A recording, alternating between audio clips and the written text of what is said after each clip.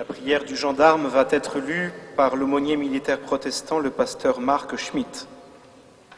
Je vous invite à la prière. Dieu d'amour, de paix et de justice, entends la prière que j'élève vers toi. Je suis gendarme et je veux être chrétien. Il me faut être fort. Aide-moi à rester juste et paisible dans l'accomplissement de mes missions.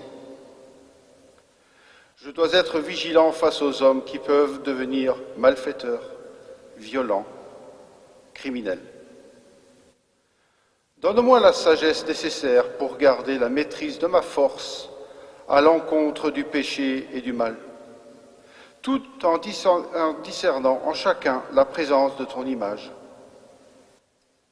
Et si je dois armer mon bras pour faire respecter la loi, garde mon âme dans la sérénité, Seigneur.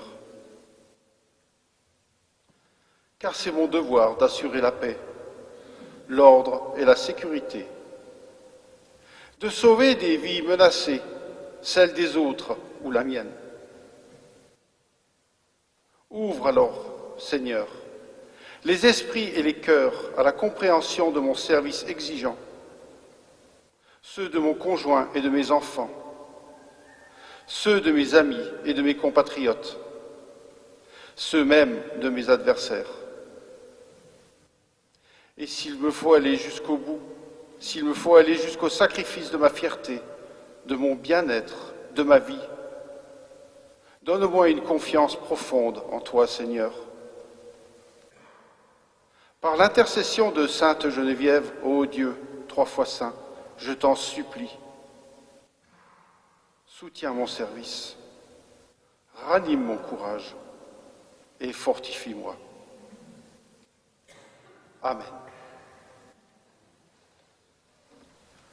Vous pouvez vous rasseoir quelques instants. Je ne serai pas long. Donc merci à vous toutes et à vous tous d'avoir participé à cette messe de Sainte-Geneviève dans cette cathédrale d'Embrun. Merci à vous, Monseigneur, d'avoir célébré la messe dans votre cathédrale et de nous avoir accueillis chez vous. Je vais vous dire quelques mots, comme à chaque messe de Sainte-Geneviève, sur le diocèse aux armées, pour savoir ce qu'il est et de qui nous dépendons. Officiellement, donc, la première aumônerie militaire date de l'édit du roi Carloman en 742, et à partir de la fin du XVIe siècle, avec les guerres d'Italie, on constate la présence déjà d'aumôniers militaires permanents.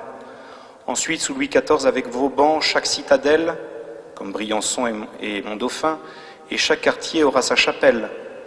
Ainsi sera construite à Paris l'église de l'Hôtel des Invalides, qui est maintenant aujourd'hui la cathédrale du diocèse aux armées françaises.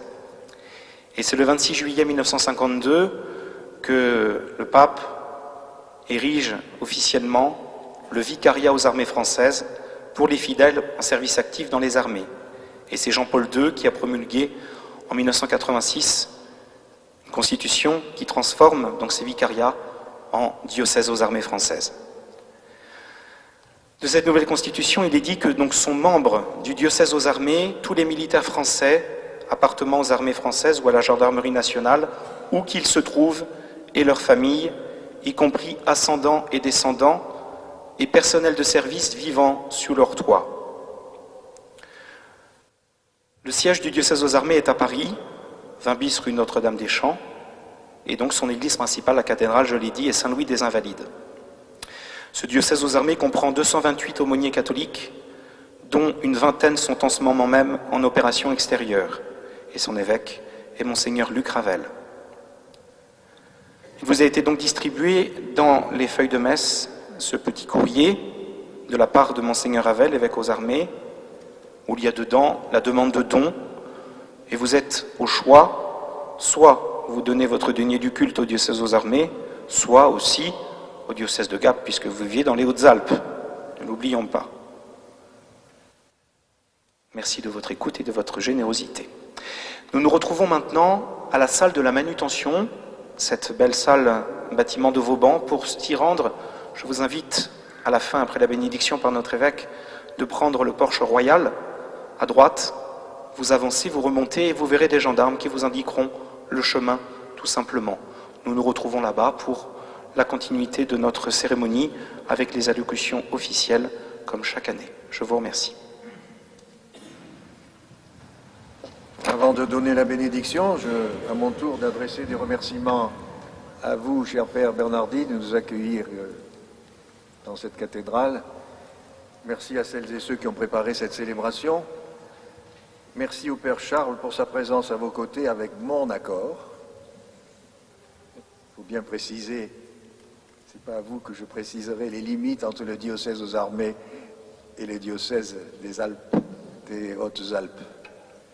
Lorsqu'il m'a été demandé si j'acceptais de libérer une partie du temps, un prêtre du diocèse pour être à vos côtés, j'ai bien sûr très volontiers accepté cette demande. Eh bien, maintenant nous allons recevoir la bénédiction du Seigneur.